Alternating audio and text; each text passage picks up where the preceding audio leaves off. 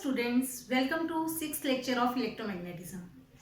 आज के लेक्चर का टॉपिक है current carrying coil in external magnetic field. Last lecture में हमने एक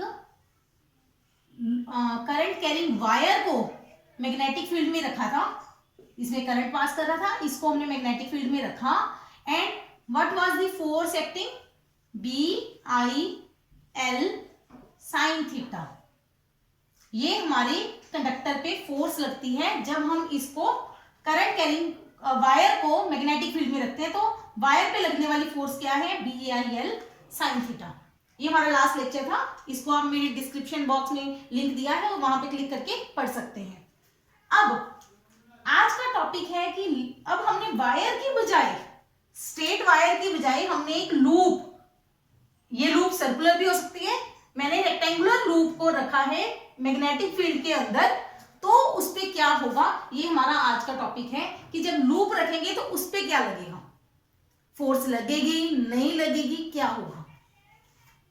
अब इस चीज को समझने से पहले आपको एक छोटी सी चीज, फर्स्ट सेमेस्टर का टॉपिक है, उस पे जाते हैं। पहले मान लीजिए आपके पास एक पेन है, अगर मैं पेन पे इस तरफ, इस डायरेक्शन में फोर्स लगाऊं तो क्या होगा? पेन इस तरफ मूव करेगा, राइट।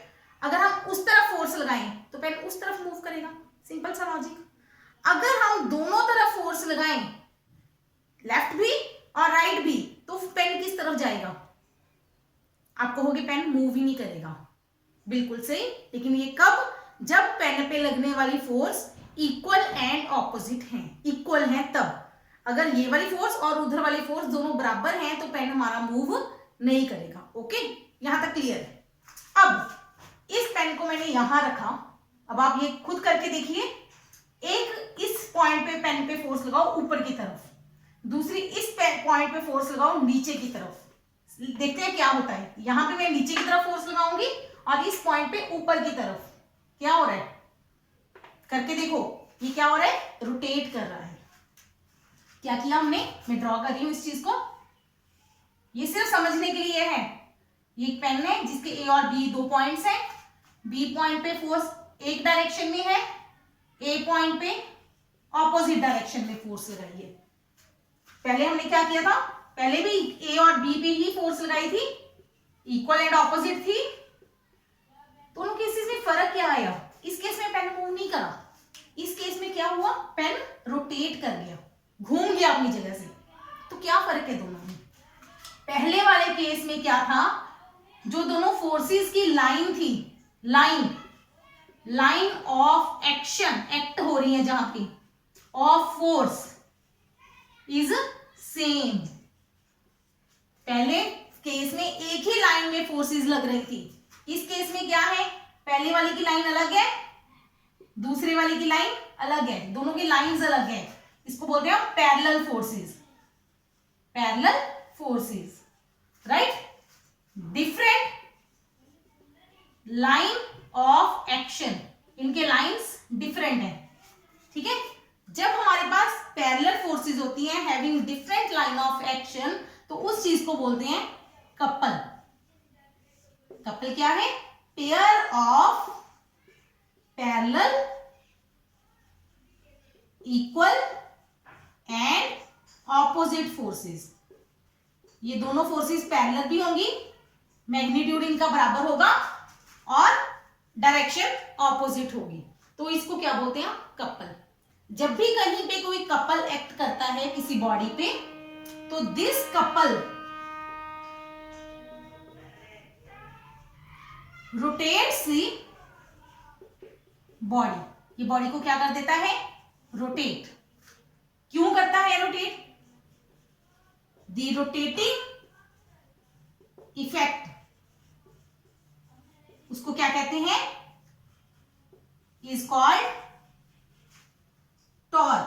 इस रोटेटिंग इफेक्ट को क्या कहते हैं? टॉर्क। ये सारा कुछ हमारा लास्ट फर्स्ट सेमेस्टर का टॉपिक है, तो जस्ट इस चीज को मैं आपको याद करवा रही हूं कि इस रोटेटिंग इफेक्ट जिसके कारण वो बॉडी रोटेट करती है उसको क्या कहते हैं? हम टॉर्क। और टॉर्क का जो वैल्यू होता है वो होती है फोर्स इंटू, अगर ये डिस्टेंस x है तो फोर्स इंटू एक्स, यानी कि फोर्स इंटू इसी को बोलते हैं आर्म ऑफ कपल। कपल की आर्म कितनी है, आर्म ऑफ कपल क्या है, दोनों फोर्सेस के बीच में जो डिस्टेंस है, इसको हम क्या कहते हैं, टॉर्क।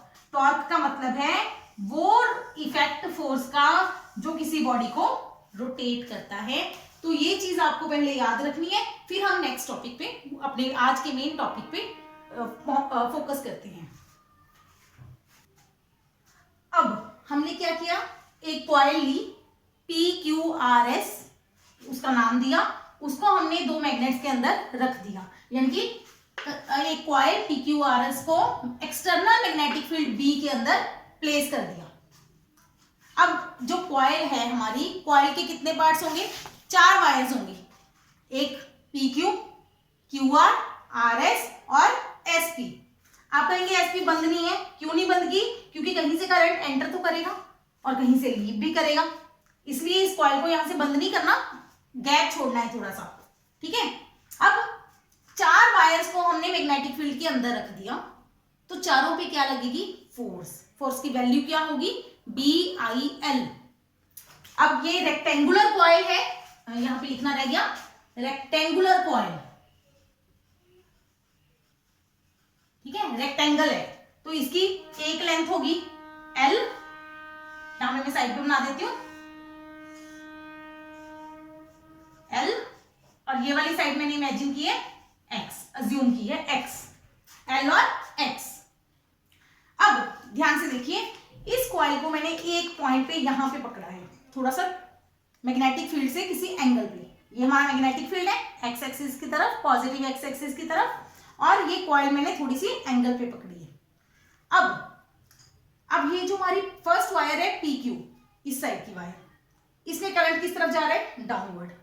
अब हम आते हैं फ्लेमिंग्स लेफ्ट हैंड रूल पे। क्या था हमारा left hand rule, left hand की तीनों फिंगर्स को स्ट्रेच करना है, FMC, father mother children, F for force, M for magnetic field, C for current. तो PQ वायर पे आते हैं, करंट है डाउनवर्ड, मैग्नेटिक फील्ड है एक्स एक्सिस की तरफ, राइट, तो फोर्स किस तरफ लगेगी, इस तरफ। तो यहां पे बना देते हैं, यहीं पे PQ पे लगने वाली फोर्स किस तरफ होगी, आउटवर्ड, बाहर की तरफ, राइट। फोर्स ऑन PQ कितनी होगी, इसका नाम दे दिया हमने F1, कितनी होगी, B की वैल्यू B है magnetic field, I current, length कितनी है इसकी L, BIL, इसको लिख दो परपेंडिकुलर आउटवर्ड, बस इतना सही बताना है आपको यहां पे, ठीक है।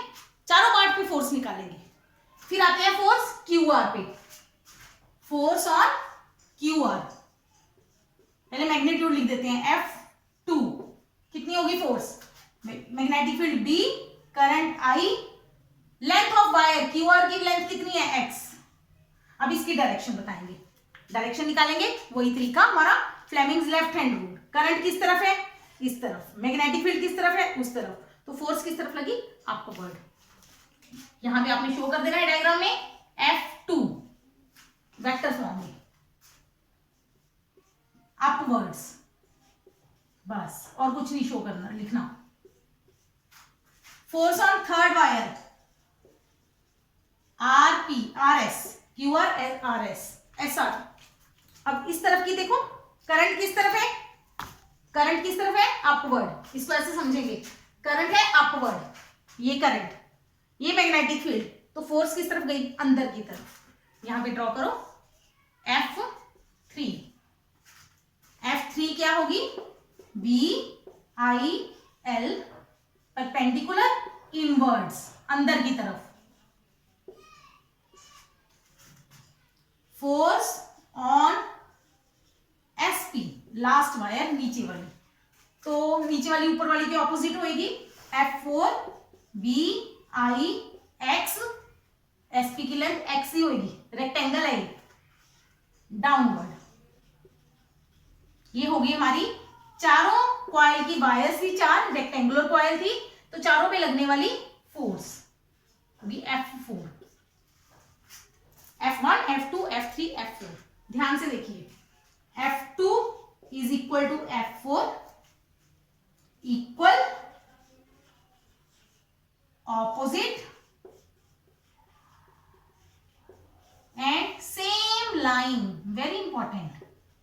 हमने ये फोर्स सेंटर पे ड्रॉ की है, तो इनकी जो लाइन आएगी वो एक ही लाइन बनेगी, same line. So cancel each other, तो ये दोनों फोर्सेस एक दूसरे को क्या कर देंगी, कैंसल। ये नोट करते जाइए, थोड़ा सा लेंथी टॉपिक है। सो ये दोनों फोर्सेस ने एक दूसरे को F2 और F4 ने क्या कर दिया, कैंसल। यहां तक तो ये क्लियर हो गया। अब हम आते हैं F1 और F3 पे। ध्यान से देखिए, F1 किस तरफ लग रही है फोर्स, इस तरफ। F1 किस तरफ है, बाहर की तरफ। F3 किस तरफ है, अंदर की तरफ। ये F3 है, ये F1 है। ध्यान से देखिए, ये दोनों फोर्सेस क्या हैं, इक्वल है, ऑपोजिट हैं, पर क्या इनकी सेम लाइन है, नहीं, इनकी लाइन क्या है, अलग अलग। तो ये इन दोनों को क्या करेंगी, रोटेट करेंगी। अब यहां पे हम लिखेंगे F1 and F3 form a couple. क्या बनाती हैं दोनों फोर्सेस, एक कपल। ठीक है, और जब भी कोई कपल होता है तो देयरफॉर दे, दोनों जो फोर्सेस हैं ये क्या कोशिश करती हैं, tend to rotate the coil. तो ये कॉइल को क्या करती हैं, रोटेट। दोनों फोर्सेस मिलके F1 और F3 कॉइल को घुमा देती हैं, रोटेट कर देती हैं। और एंड टॉर्क, तो इस पे क्या लगेगी, टॉर्क। तो कितनी टॉर्क लगेगी, force into arm of couple.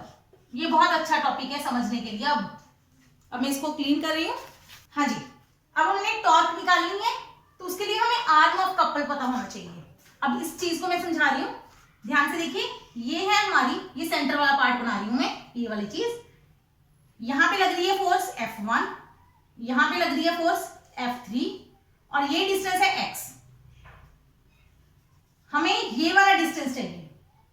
ये हमारी दोनों फोर्सेस के बीच में जो डिस्टेंस है, इसको हम क्या कहते हैं, r। हमें ये डिस्टेंस चाहिए। अब ये है हमारी मैग्नेटिक फील्ड की डायरेक्शन, ठीक है, और ये है हमारा area loop, area of the loop. Let A is area of loop and plane of loop makes angle theta।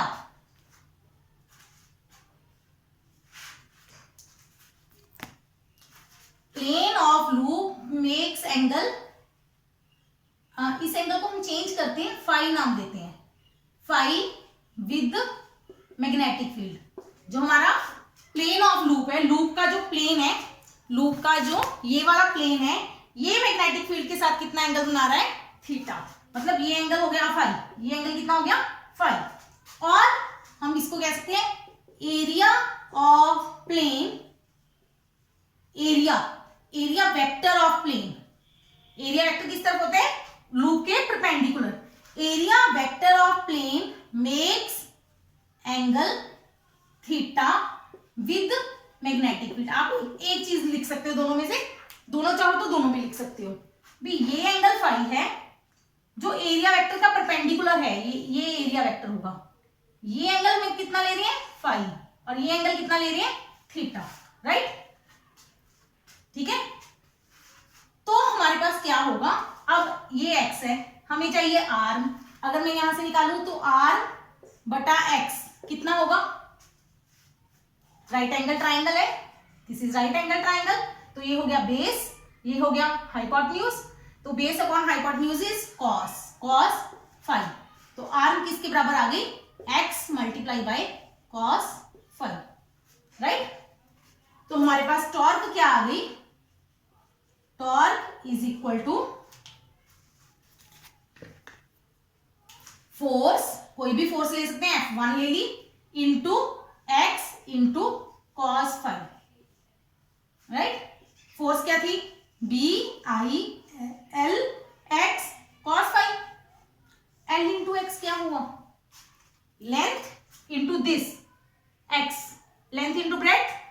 हो गया एरिया, तो ये बन गया BIA cos phi, BIA cos phi।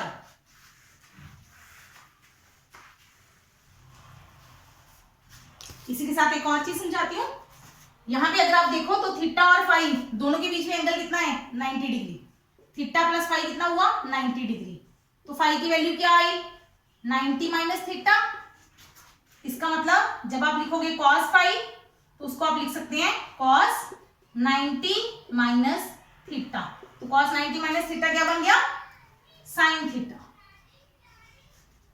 तो हमारे पास टॉर्क का फॉर्मूला क्या बन गया BIA sin थीटा। ये आ गया हमारा टॉर्क लगने, किस पे लगने वाली कॉइल पे लगने वाली। तो हमारे आर्टिकल का जो नाम जो मैंने स्टार्टिंग में लिखा था current carrying coil in external magnetic field, उसको हम लिख सकते हैं torque on current carrying coil in external magnetic field. तो वेरी इंपॉर्टेंट एक लाइन में लिखने लगी हूं, whenever a current carrying coil is, whenever a current carrying coil, very important इसमें coil चाहिए, is placed in magnetic field, जब भी हम किसी करंट कॉइल कैरिंग कॉइल को मैग्नेटिक फील्ड में रखेंगे, इट एक्सपीरियंसेस टॉर्क, तो इस पे क्या लगती है टॉर्क। यही टॉर्क हमारी कॉइल को रोटेट करने की कोशिश करती है। That's the article for today. I hope you enjoy. अगर आपको कोई भी क्वेरी हो तो आप नीचे डिस्क्रिप्शन में लिखी हुई मेरी मेल आईडी पे पूछ सकते हैं। Share and subscribe to my channel. Thank you.